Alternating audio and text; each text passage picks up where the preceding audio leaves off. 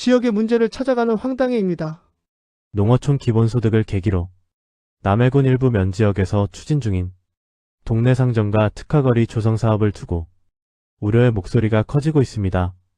기존 면지역 상권을 살리기 위한 취지와 달리 또 다른 경쟁 상권을 만들어 오히려 지역 자영업자들의 설 자리를 더 좁히는 것 아니냐는 지적입니다. 반론의 목소리를 들어봤습니다. 농어촌 기본소득이 지급되면 소비가 지역 내에서 순환하도록 유도하는 것이 정책의 핵심 목표입니다. 하지만 현장에서는 정말 순환이 되고 있는가에 대한 근본적인 질문이 제기되고 있습니다. 특히 면지역 상인들은 동네 상점과 특화거리 조성이 상권 회복이 아닌 새로운 경쟁자 출현으로 받아들여진다고 말합니다. 이미 하나로마트라는 대형 유통시설과 경쟁하며 근근히 버텨온 면지역 소상공인들에게 마을이 직접 운영하는 상점까지 더해지면 상권은 더 쪼개질 수밖에 없다는 주장입니다. 이동면 상인 A씨.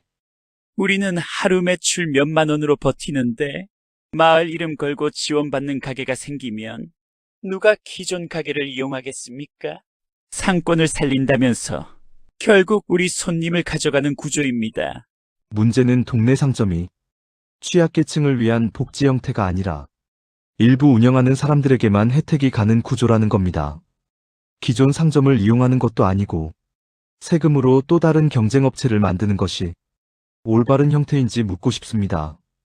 평소에도 지자체에서 운영하는 업체들 때문에 피해가 많은데 또 이런 사업을 마치 마을을 위하는 척하는 것이 문제입니다. 초기에는 주민 참여와 관심으로 운영되더라도 시간이 지나면 결국 적자 운영에 기존 업체만 더 힘들게 될 것입니다.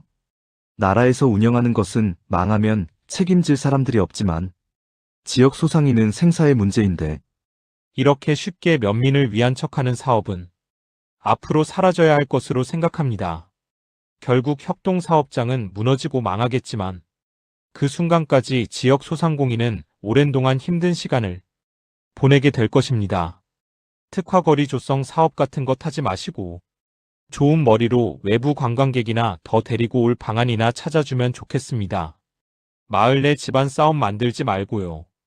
꽃길 만들고 정원 만들고 체험, 추억거리 만들어서 다 같이 잘 사는 마을, 그런 마을이나 만들어주시면 합니다. 특히 면지역 상권은 관광객보다 주민 생활 소비에 의존하는 구조인 만큼 지역 상인 중심의 판매가 될 수 있도록 부탁드립니다. 농어촌 기본소득으로 조금 판매가 늘어나나 생각했는데 이런 사업을 한다니 울화통이 쳐 올라옵니다. 상인들은 말합니다. 상권 회복의 해법은 새로운 가게를 만드는 것이 아니라 이미 버티고 있는 가게들이 숨 쉴 수 있게 만드는 것이라고. 이동면 상인 B씨의 말을 들어보겠습니다.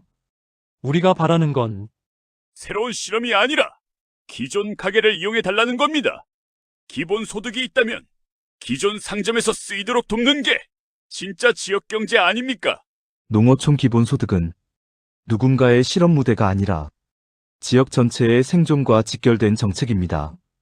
상권 회복이라는 이름 아래 또 다른 상권을 만드는 방식이 과연 옳은 선택인지에 대한 우려의 목소리가 커지고 있습니다.